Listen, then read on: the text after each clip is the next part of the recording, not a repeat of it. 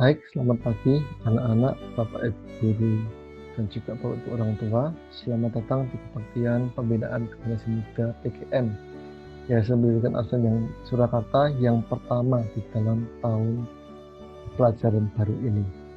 Perkenalkan, nama saya Doni Irawan, biasa disebut Mr. Don. Bagi yang belum mengenal, saya adalah Kepala SMP Advent Surakarta.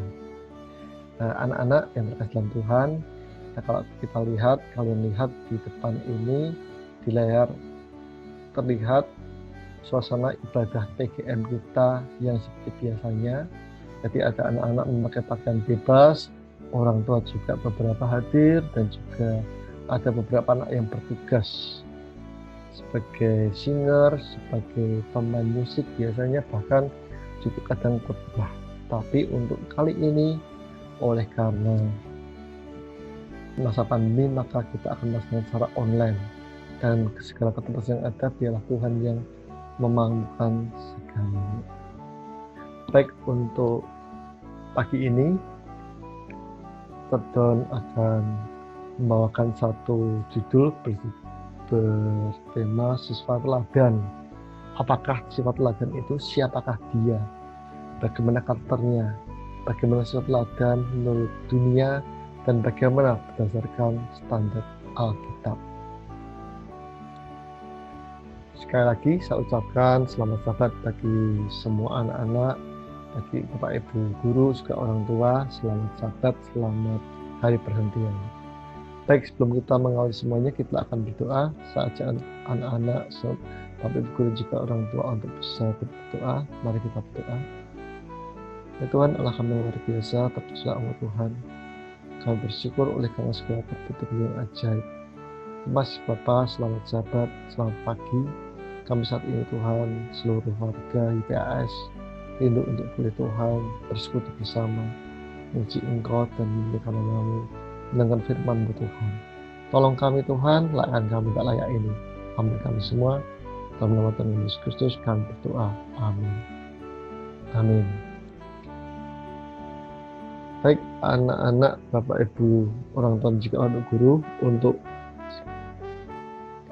sebelum kita masuk ke firman Tuhan, maka saya mengajak kita semua untuk boleh sama-sama memuji Tuhan dalam lagu Sion edisi lengkap nomor 371, Aku Kelak Pandang Raja di Surga. Karena ini online, maka saya akan putarkan sebuah video dari The Season, satu grup Advent yang luar biasa sekali, menyanyikan lagu ini dengan iringan gitar. Moga-moga videonya bisa terlihat dan suara bisa cukup bagus anak-anak. Saya stop screen dulu. Oke.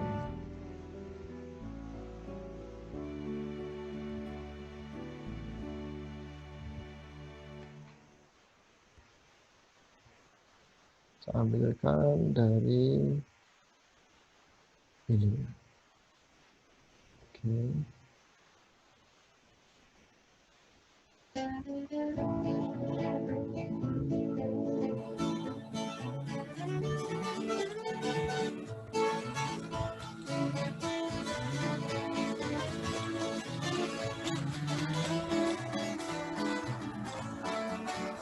Aku kelak pandang Raja di surga, aku rindu ke sana. Di pantai emas di kota mulia, dengan Yesus lamanya. Pandang Raja dalam mulianya, puji Dia selama-lamanya. Nanti aku mati di Golgota, aku kelak pandang Raja.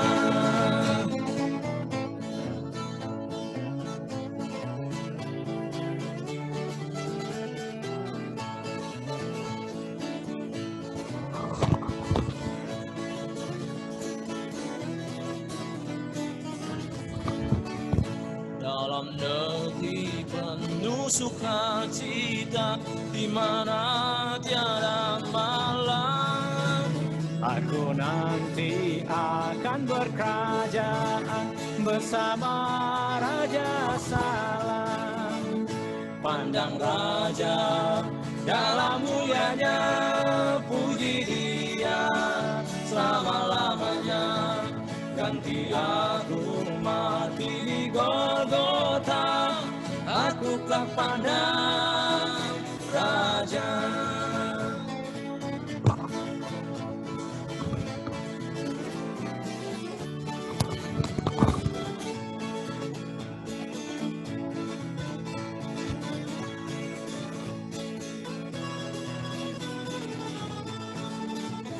Aku kelak pandang dan puji Raja dan melihat wajahnya. Aku akan menyanyikan rahmatnya, Dia menuntun ke surga. Pandang Raja dalam mulianya, puji Dia selama-lamanya.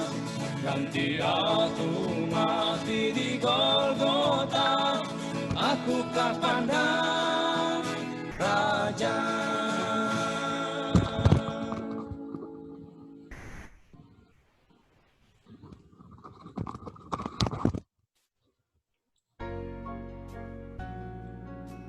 Baik, sebuah lagu yang indah sekali. Saya kembalikan dulu ke PowerPoint anak-anak.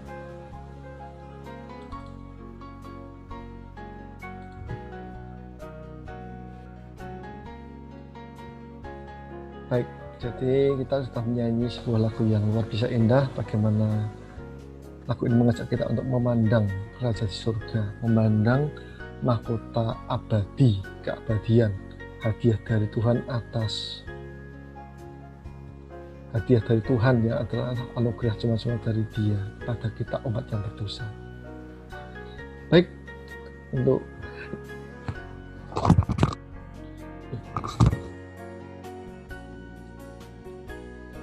renungan firman Tuhan ini yang berjudul sebuah teladan, saya akan bawakan lagi, tapi sebelumnya saya ajak untuk semua kita berdoa.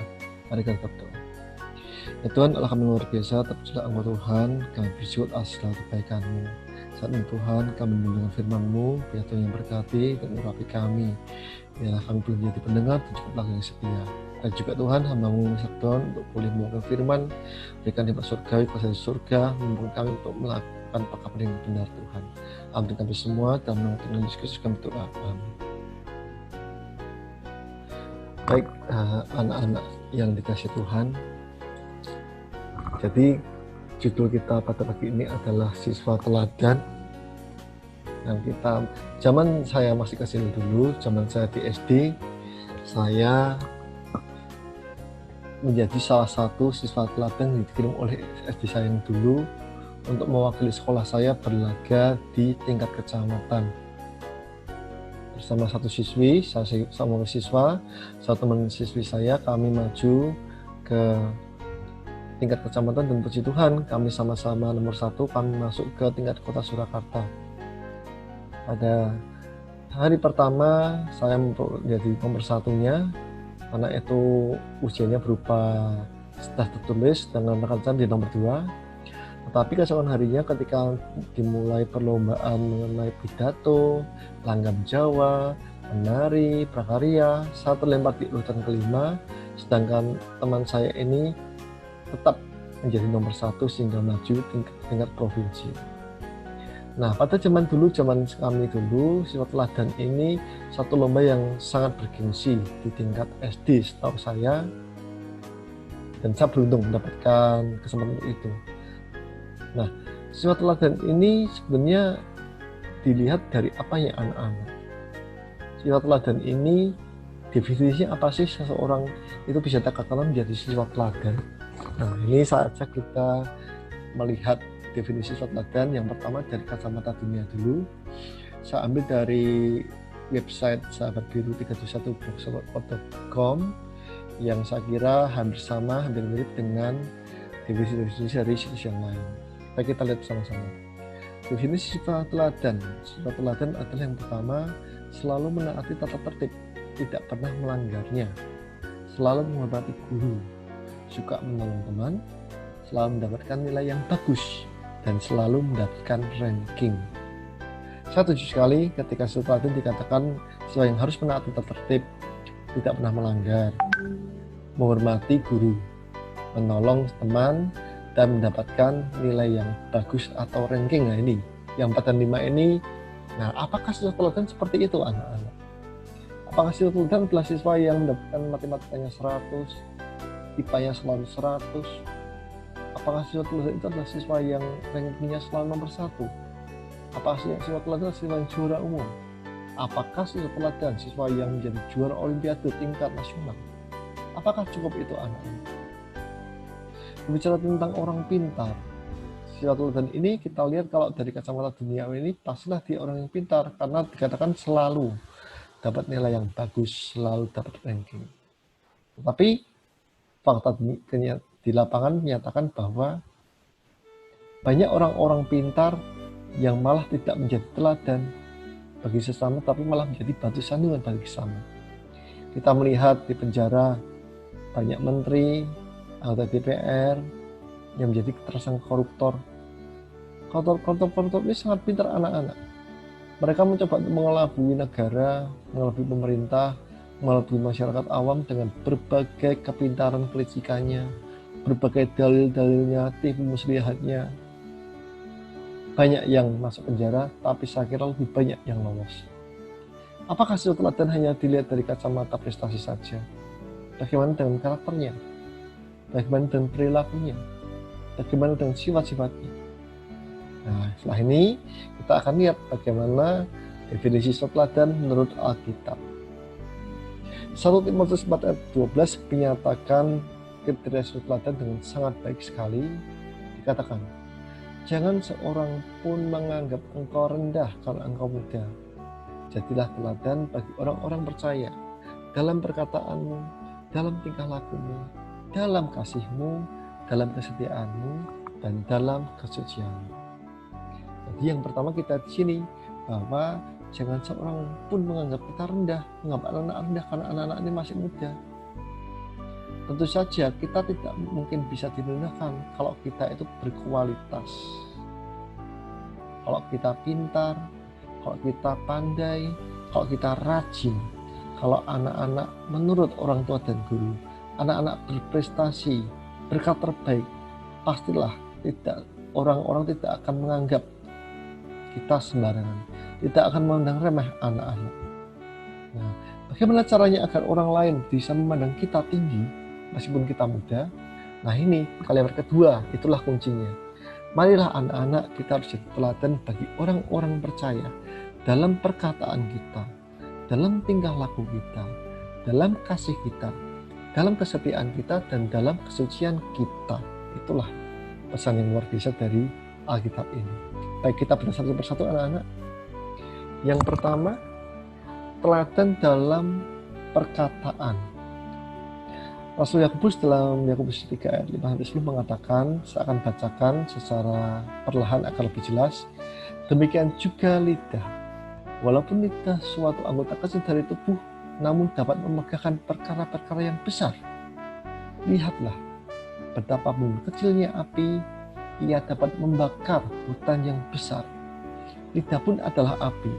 Ia merupakan suatu dunia kejahatan dan mengambil tempat di antara anggota-anggota tubuh kita sebagai sesuatu yang dapat menodai seluruh tubuh dan menyalakan roda kehidupan kita, sedang ia sendiri dinyalakan oleh api neraka. Semua jenis binatang liar, burung-burung serta binatang-binatang menjalar dan binatang-binatang laut dapat dijinakkan dan telah dijinakkan oleh sifat manusia. Tetapi tidak seorang pun yang berkuasa menjinakkan lidah.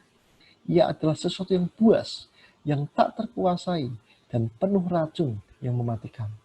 Dengan lidah kita memuji Tuhan, Bapa kita, dan dengan lidah kita mengutuk manusia yang diciptakan menurut rupa Allah. Dari mulut yang satu keluar berkat dan kutuk. Hal ini, saudara-saudaraku, tidak boleh demikian terjadi. Jadi anak-anak, Bapak, Ibu, orang tua, dan juga Bapak Guru, lidah ini adalah anggota tubuh kita yang mungkin cukup kecil, lidah. Tetapi dari yang kecil ini ternyata lidah ini memiliki sifat seperti api, bisa membakar semua, bisa membakar hutan, bisa membakar seluruh pegunungan. Lidah ini bisa mengatakan hal-hal yang baik dan harusnya seperti itu. Lidah dikatakan dapat memegahkan perkara-perkara yang besar. Lidah juga dikatakan dapat memuji Tuhan. Dengan lidah kita memuji Tuhan Bapa kita. Tetapi lidah di satu sisi juga bisa apa? Membakar, merusak, mengutuk manusia, merendahkan. Suatu ketika ada teman kita yang mungkin memiliki disabilitas, cacat, katakan, kita bisa memilih lidah kita menjadi lidah yang berguna atau lidah yang negatif, lidah yang memberikan racun. Ketika ada teman kita yang mungkin memiliki cacat, maka kita bisa menghinanya, kita bisa menjatuhkannya dengan hanya perkataan kecil saja. Hei teman, kamu itu cacat, tidak berguna, kamu itu terkutuk, kamu tidak mungkin sukses, kamu itu hanya jadi beban. Bayangkan ketika teman kita itu mendapatkan perkataan seperti itu, perkataan yang paling hanya setengah menit, tapi itu akan merasuk dalam pikirannya, akan menjatuhkan mental dan moralnya, dan akan mengakibatkan dia putus asa, bahkan menyerah dalam perjuangan hidup. Tapi di satu sisi ketika kita mengatakan hal yang positif, hai teman, ingatlah Tuhan selalu memelihara kamu, meskipun kamu cacat, tapi kamu adalah anak Tuhan. Kamu akan punya talenta. Tuhan akan memampukanmu. Tuhan akan memberdayakanmu. Kami semua akan mendukungmu. Keluar dari orang yang sama, keluar dari lidah yang sama, tapi kata-katanya berbeda dan efeknya jauh berbeda, anak-anak. Luar biasa. Nah, di sini katakan mulutmu adalah harimau. Betul sekali. Betapa banyak tokoh-tokoh dunia, tokoh-tokoh nasional yang jatuh hanya karena gara-gara mulutnya, hanya karena tidak bisa mengendalikan lidahnya. Nah, ini ada beberapa perkataan yang seringkali terlontar di lidah yang tidak jaga. Yang pertama, mengutuk, mengejek, membuli, sumpah serapah, perkataan dusta. Saya prihatin ketika tahun demi tahun ada saja anak-anak kita yang meskipun saya kira masih lebih baik daripada anak di luar, tetapi anak-anak ini juga masih sering ngenyai kancane, mengejek nama orang tua, memanggil temannya dengan nama-nama karapan atau nama-nama bulian. Jangan lagi anak-anak. Anak-anak yang sumpah serapah isinya misah-misuh. Anak-anak yang ketika mencontek pun masih ngeyel. Bukan saya Pak, saya nggak mencontek. Bukan saya nggak mencontek. Padahal ada CCTV, buktinya jelas. Jangan seperti itu anak-anak. Karena Tuhan yang tersembunyi maha melihat, mengerti, dan membalaskan apa yang kau berikan pada sesamamu anak-anak. Ya, sekali lagi, gunakan lidah dengan bijak, gunakan lidahmu dengan baik untuk memuji Tuhan, untuk memuliakan nama Tuhan, untuk menjadi berkat bagi sesama. Yang kedua, teladan dalam tingkah laku.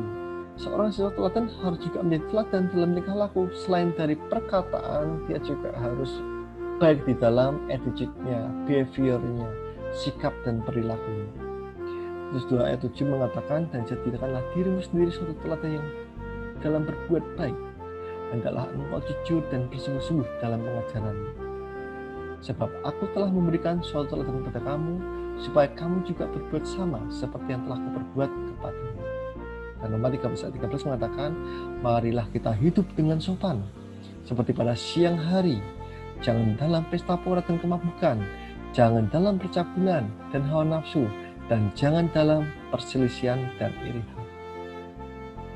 Jadi anak-anak siswa teladan, jadilah seperti Tuhan. Jadilah seperti Kristus. Jadilah teladan di dalam setiap perilakumu, tingkah lakumu, sikap tindak tandukmu, sehingga terangmu bercahaya, sehingga memancar, menjadi berkat bagi sesamamu, baik menjadi berkat bagi siswa, bagi orang tuamu, dan juga bagi guru dan sekolahmu, bagi sesama. Jadi anak-anak yang menjadi siswa teladan, ya, jadilah teladan dalam tingkah lakumu. Mulai sekarang harus berubah, harus lebih baik. Jadi seperti Yesus Kristus. Amin. Yang ketiga, Kita juga harus menjadi teladan di dalam kasih anak-anak. Ya, apa gunanya kalian memiliki pengetahuan di dunia, keterampilan skill tingkat tinggi, tapi kamu tidak punya kasih dalam hidupmu, dalam perbuatanmu, dalam pikiranmu, dalam perkataanmu? 1 Korintus 13:4-8 mengatakan kasih itu adalah yang pertama sabar. Kasih itu harus sabar, nerimo, panjang hatinya, lebar hatinya. Kasih itu merhati, harus merhati. Bila mana ada temannya membutuhkan, berikan, pinjamkan. Kasih tidak cemburu, tidak boleh cemburu anak-anak. Ketika ada mungkin satu anak yang disukai guru, sering dipuji guru oleh karena kebaikannya, jangan kalian berpikir negatif, wah guru ini pasti disogok. Wah anaknya itu pinter menyuap. Wah anak itu pasti ada apanya. Tetapi coba introspeksi kenapa anak tersebut disukai oleh guru. Oh ternyata anak itu rajin mengerjakan tugas. Oh anak itu sopan santun dalam tutur katanya. Oh anak itu baik dan berprestasi.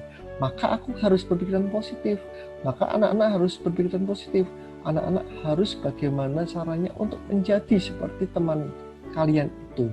Menjadi teladan di dalam kasih. Kasih juga tidak memegang diri dan tidak sombong. Kalau orang mengatakan mengasihi orang lain tapi dia sombong, itu namanya nonsense, omong kosong. Kasih itu dia harus rendah hati, dia harus humble, bersahaja sederhana, dia harus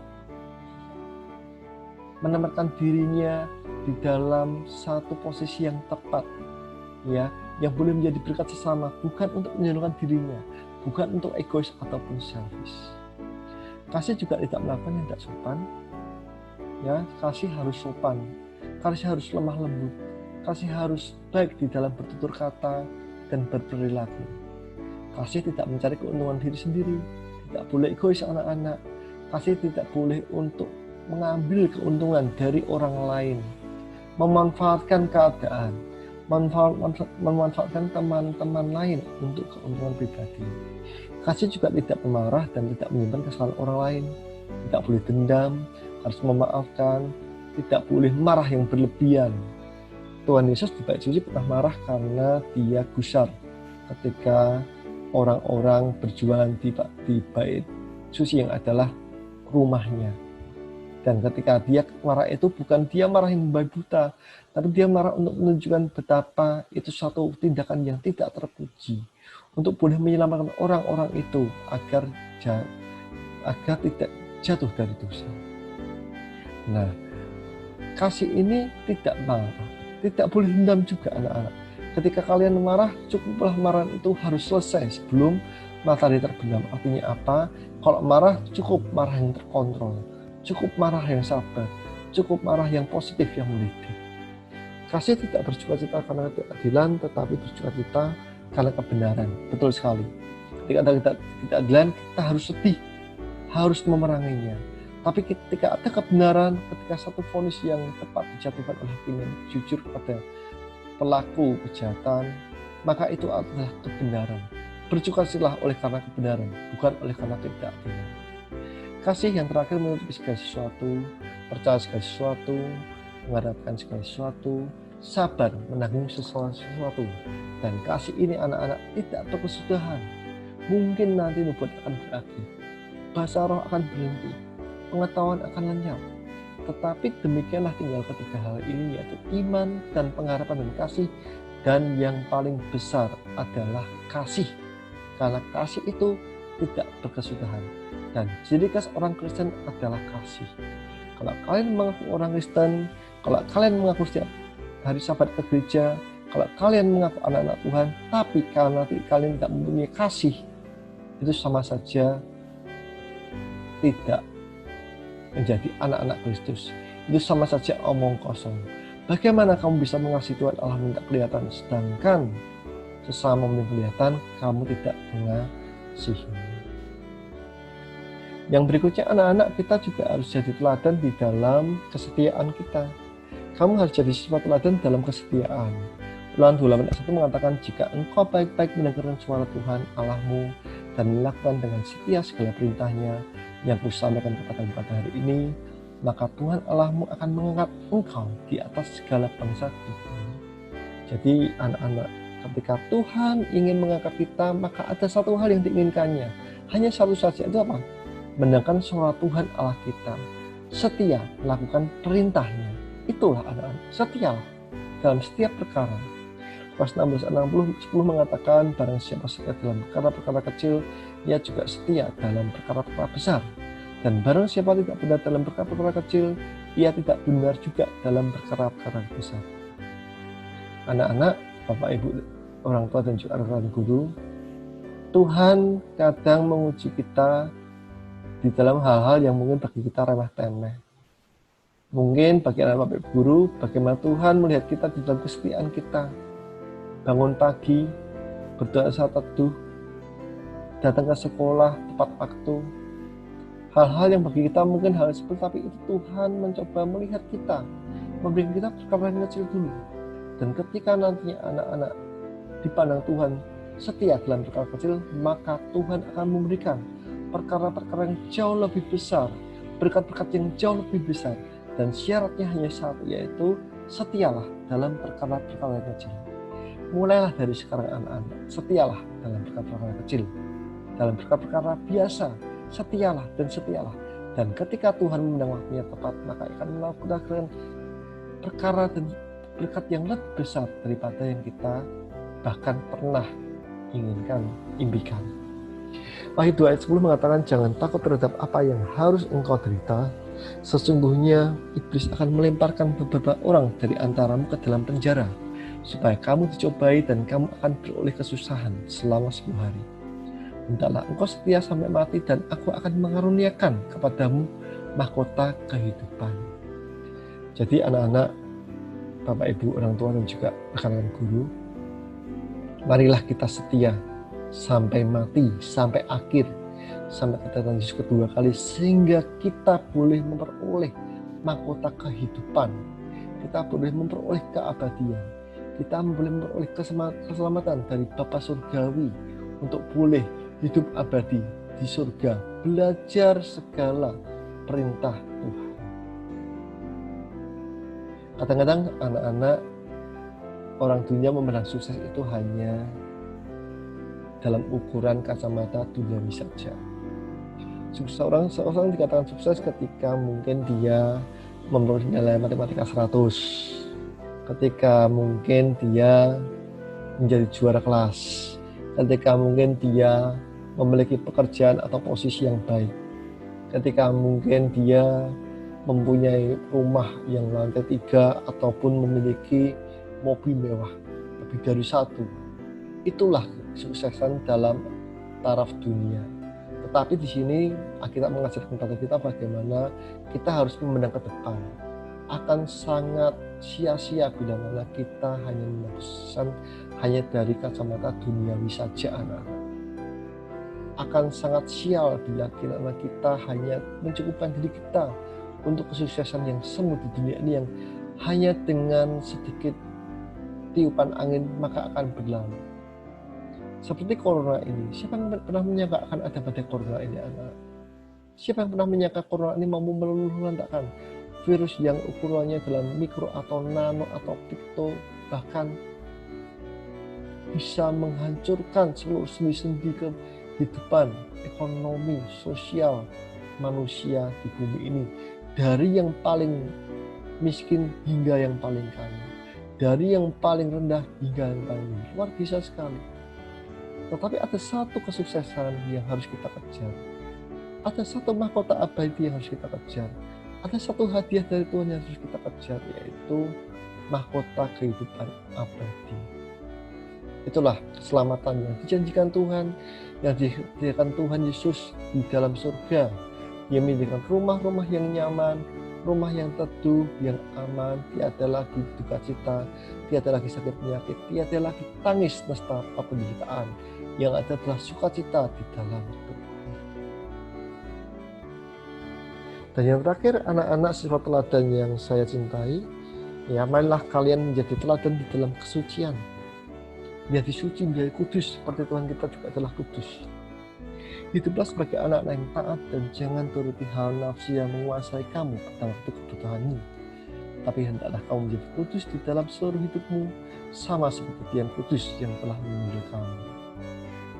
Anak-anak SD, SMP, bahkan TK, kontrol hawa nafsu kalian, apapun itu. Kontrollah keinginan kalian apapun itu. Keinginan makan banyak, keinginan minum yang tidak sehat, keinginan belajar, nafsu belajar yang berlebihan, nafsu seksual bagi yang sudah mulai remaja. Tolong, jangan jadi hamba nafsu, tapi jadilah tuan atas nafsu itu. Kendalikan nafsumu itu, anak-anak, untuk kamu menjadi kudus di hadapan Tuhan. Pasti kita akan bisa mencapai standar kudus dari Tuhan. Tetapi karena Tuhan adalah setia dan adil, maka Ia akan menyucikan kita dan mengampuni segala dosa kita dan akan memampukan kita untuk boleh memperoleh mahkota surga. 1 Korintus 6 ayat 19-20 mengatakan, atau tidak tahukah kamu bahwa tubuhmu adalah bait Allah, Roh Kudus yang diam di dalam kamu, Roh Kudus yang kamu peroleh dari Allah, dan bahwa kamu bukan milik kamu sendiri, sebab kamu telah dibeli dan harganya telah lunas dibayar. Karena itu muliakanlah Allah dengan tubuh. Anak-anak yang dikasihi oleh Tuhan, kita semua adalah manusia berdosa. Kita pun berdosa, guru-guru berdosa, orang tua berdosa, semua berdosa. Oleh karena Adam dan Hawa berdosa, maka kita semua jatuh dalam dosa. Kita tidak layak untuk hidup di dunia ini. Kita tidak layak untuk menerima mahkota keselamatan surgawi, anak-anak. Tetapi oleh karena kasih Tuhan yang begitu besar kepada dunia ini, sehingga Ia mengaruniakan anak yang tunggal, yang tidak berdosa, yang tidak bercacat, Allah yang sebenarnya, untuk turun ke dunia menyelamatkan umat berdosa, menyelamatkan kita dari dosa, menebus kita, membeli kita dari dosa, dengan harga yang amat sangat mahal, yaitu darah Yesus Kristus, yaitu nyawa Yesus Kristus, dikorbankan untuk kita, menebus kita. Kita telah dibeli dan harganya telah lunas dibayar, bukan dengan kredit, bukan dengan nyicil, tetapi cash keras, anak-anak, cash keras Bapak Ibu guru, cash keras Bapak Ibu orang tua, cash keras pemirsa. Oleh karena itu marilah kita membantu Tuhan, memuliakan Tuhan dengan tubuh kita, memuliakan Tuhan dengan hidup kita, memuliakan Tuhan dengan segenap pelayanan kita, karakter kebaikan kita, dan juga menjadi berkat bagi sesama. Rasul Paulus dalam Roma 12 ayat 1 juga mengatakan, karena itu saudara-saudara, demi kemurahan Allah, aku menasihatkan kamu supaya kamu mempersembahkan tubuhmu sebagai persembahan yang hidup, yang kudus dan yang berkenan kepada Allah. Itu adalah ibadahmu yang sejati. Anak dan kasih Tuhan, mungkin kita mengatakan saya orang Kristen karena saya pergi ke sekolah minggu atau pergi ke sekolah sabat setiap minggunya, setiap sabat. Saya umat Tuhan karena saya sekolah di Advent.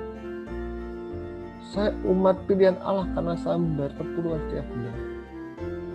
Saya sudah beribadah dengan layak karena saya setiap hari Rabu malam dan Jumat malam dan juga Sabat pagi saya datang ke gereja. Tapi kita berbicara bahwa ibadah yang sejati bukan melulu seperti itu, anak-anak. Ibadah sejati adalah bagaimana kita mempersembahkan tubuh kita sebagai persembahan yang hidup, yang kudus, dan yang berkenan di hadapan Allah. Dan itu adalah ibadah yang sejati, ibadah yang berkenan di hadapan Tuhan. Jadi mari kita semua untuk boleh menjaga kesucian dan kekudusan kita sehingga boleh menjadi berkenan di hadapan Tuhan. Baik, saya akan sedikit membahas mengenai pendidikan yang saya kira sangat relevan dan luar biasa sekali, anak-anak. Kalau kita akan merenungkan apa yang dipaparkan oleh Nyonya Ellen White ini melalui ilham Roh Kudus, luar biasa sekali. Dikatakan bahwa pendidikan yang pertama, the work of education and the work of redemption are one. Pekerjaan pendidikan dan pekerjaan penebusan adalah satu. Maksudnya bagaimana? Maksudnya adalah ketika Adam dan Hawa jatuh dalam dosa, maka kita seluruh umat manusia berdosa. Oleh karena dosa telah masuk ke satu manusia, maka seluruh manusia jatuh dalam dosa. Dan karena dosa ini, karena kejahatan ini, maka citra Allah dalam diri manusia mulai memudar dan berkurang dan berkurang. Oleh karena racun dosa ini, maka kita telah kehilangan perlahan demi perlahan sifat, gambar dan rupa dari Tuhan. Dan oleh karena itu anak-anak, Tuhan ingin menebus kita dari segala kecacatan dosa ini melalui pekerjaan penebusan melalui Yesus Kristus. Dan salah satu tool, alat yang efektif untuk boleh mengembalikan citra Allah dalam diri manusia, to restore God's image and likeness of in human being, untuk mengembalikan citra Allah dalam diri manusia, maka itulah dilaksanakan pendidikan yang mengajarkan anak-anak karakter yang baik, pendidikan yang mengajarkan anak-anak iman kepada Tuhan, pendidikan yang mengajarkan anak-anak firman Tuhan dan nubuatan, pendidikan yang mengajarkan anak karakter yang baik, pendidikan yang mengajarkan anak pengetahuan dan keterampilan. Saya bersyukur kita berada di satu lingkungan pendidikan yang luar biasa sekali, anak-anak. Sekolah kita itu sekolah luar biasa, diberkati Tuhan. Kalau kita bisa melihat visi, misi, tujuan dan mempelajarinya, sungguh sangat luar biasa sekali.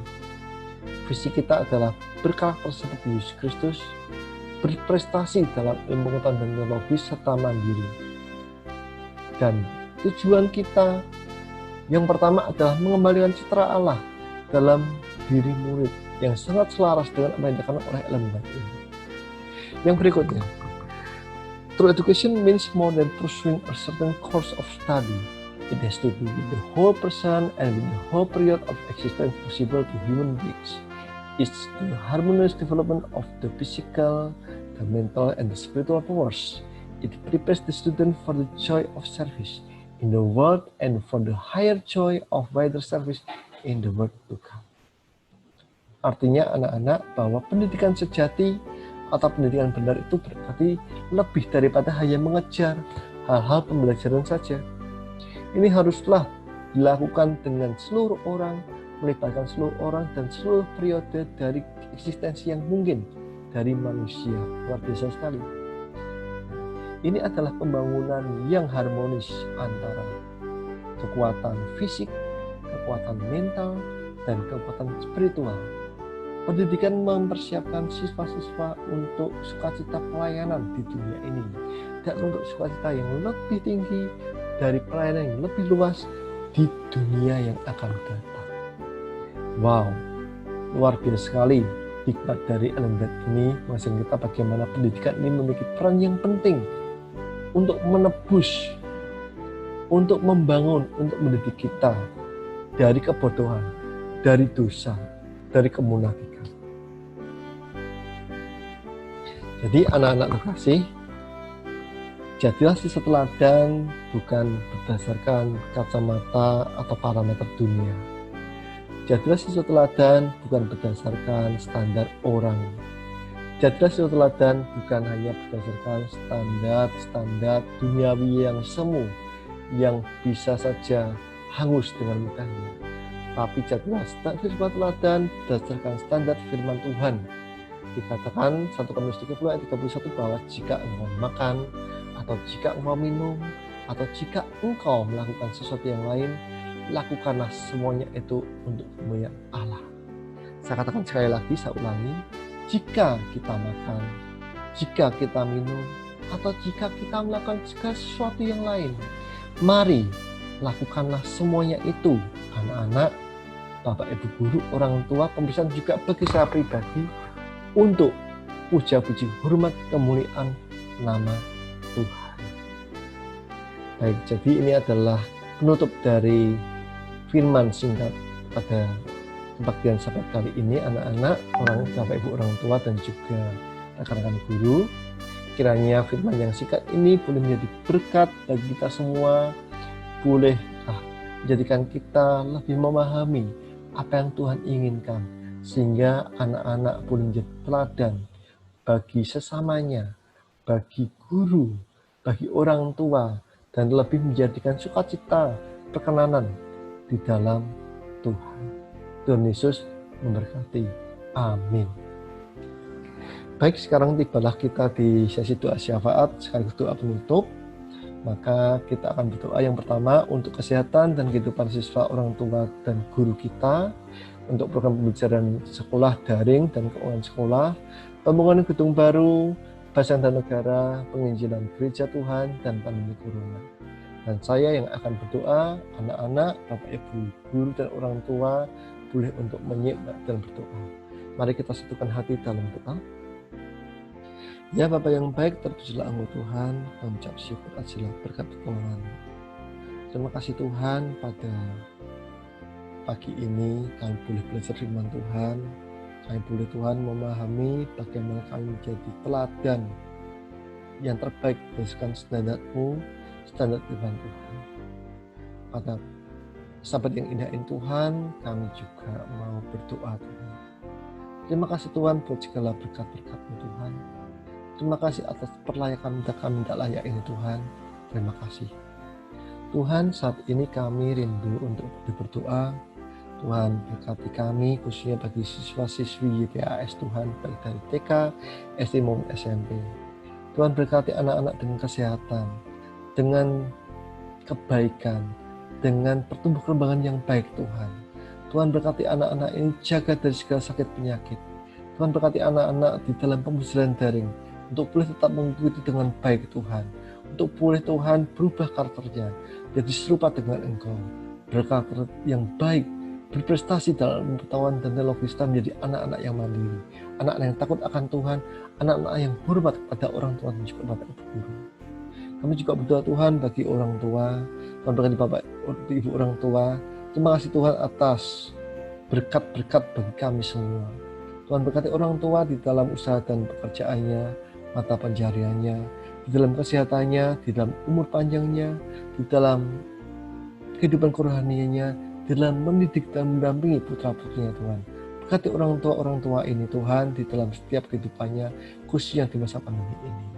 Dan juga Tuhan, Bapak Ibu guru, untuk boleh Tuhan berikan kesehatan dan hidup surgawi, untuk boleh mampu menyajikan pembelajaran terbaik bagi anak-anak di dalam daring ini. Berkati Tuhan selamat guru di dalam keluarganya, dalam pelayanannya Tuhan, dalam pengabdiannya Tuhan. Kami juga berdoa Tuhan buat segala program sekolah, khususnya program pembelajaran daring. Berkati sekolahmu ini Tuhan. Tuhan, berkati sekolahmu Tuhan dalam pembelajaran daring, dalam program-programnya Tuhan.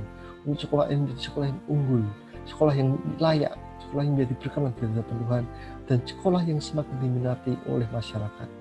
Tuhan, berkati juga Tuhan buat keuangan sekolah. Berkati Tuhan untuk kegiatan operasional, berkati Tuhan dana-dana dari luar, dana-dana dari orang tua, dana-dana dari gereja, dana-dana dari para donatur, dana-dana dari para simpatisan, dana dari dinas dalam bentuk BOS dan yang lain-lain. Berkati Tuhan sehingga sekolah ini Tuhan boleh memiliki kecukupan dan kelimpahan di dalam pendanaannya. Dan kami percaya Tuhan akan selalu melihara sekolah ini Tuhan, seperti yang sudah dan sampai merantau yang akan datang.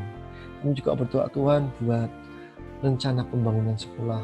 Terima kasih Tuhan, IMB telah cair pada minggu lalu dan panitia telah terbentuk dan kami siap membangun. Tolong kami Tuhan di dalam proses pembangunan, berkati panitianya, berkati rencananya, berkati kontraktor yang akan mengerjakannya, berkati usaha dananya, berkati dananya Tuhan sehingga boleh Tuhan tercukupi segala yang ada Tuhan. Dan biarlah sekolah ini Tuhan boleh menjadikan ladang penginjilan, pekabaran Tuhan, untuk boleh Tuhan percayakan banyak jiwa-jiwa yang boleh bergabung di sekolah ini, untuk boleh kami didik mengenal Engkau dalam roh dan kebenaran. Kami juga berdoa Tuhan buat pelayanan gerejamu, berkati pimpinan kami dari General Conference, divisi, dari UNI, DJKT, hingga di gereja-gereja lokal. Berkati para gembala kami Tuhan, tua-tua dan majelis jemaat, juga berkati seluruh jemaat kami Tuhan. Berkati kami dengan kesehatan, terluput dari virus corona, terluput dari sakit penyakit. Dan Tuhan mampukan kami di tengah suatu krisis ini untuk kami tetap bertahan di dalam kehidupan sosial ekonomi kami. Tuhan juga berkati buat pemerintah kami Tuhan, Pak Jokowi beserta dari tingkat atas hingga ke bawah. Biar Tuhan berikan hikmat marifat bagi mereka untuk boleh memberikan keputusan, kebijakan terbaik bagi rakyat-rakyatnya. Dan juga berkati Tuhan bagi dinas pendidikan, Bu Ibu Eti dan segala jajarannya untuk boleh turut membantu, menyokong, mensupport sekolah Advent ini untuk boleh tetap eksis dan melayani masyarakat Tuhan. Dan juga Tuhan, buat dunia ini Tuhan, kami rindu Tuhan lepaskan kami dari virus corona ini. Tolong hentikan corona ini, tolong hentikan pandemi ini, tolong mengupas wabah ini Tuhan. Tuhan berkati para ilmuwan yang boleh untuk meneliti agar vaksin obat boleh segera ditemukan. Tuhan berkati para dokter, para medis, para tenaga ahli medis yang terlibat biar selalu sehat dan boleh Tuhan selalu terlindungi. Tuhan juga berkati buat para pasien ODP, buat para pasien orang yang terindikasi positif, dan juga buat orang carrier. Berkati mereka Tuhan untuk boleh sembuh, pulih dari segala penyakit. Terima kasih Tuhan buat segalanya, Allah yang luar biasa. Kami ucap syukur atas segala kebaikan-Mu Tuhan. Kami merasa diberkati. Mohon ampun Tuhan buat segala kesalahan kami. Doa kami ini Tuhan, kami serahkan semua ke dalam tangan-Mu. Dan biarlah sukacita surga melimpahi kami semua di dalam kehidupan kami. Dalam nama Tuhan Yesus Kristus kami berdoa. Amin. Baik, Bapak Ibu, orang tua, rekan-rekan guru dan juga anak-anak, untuk kebaktian PKM kali ini cukup sampai di sini. Kiranya bakti yang singkat ini boleh membagi berkat sekali lagi bagi kita semua yang mendengarkannya. Sekali lagi kita akan berjumpa pada hari Senin untuk pembelajaran daring baik dari TK atau SMP, dan juga khususnya untuk PKM ini kita akan berjumpa pada setiap hari Sabat di dalam kebaktian PKM online selama masa pandemi ini sebagai salah satu ciri khas sekolah Advent dan juga sebagai salah satu media untuk membawa anak-anak lebih dekat mengenal Tuhan. Selamat Sabat, Tuhan Yesus memberkati. Sampai jumpa di lain kesempatan. Amin.